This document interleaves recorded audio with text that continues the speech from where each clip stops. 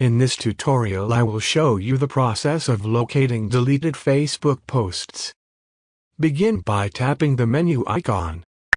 Subsequently, tap on Settings and Privacy, followed by Settings. Scroll down to locate the Activity section, and tap on Activity Log. Within this section, there are two tabs, Archive and Trash.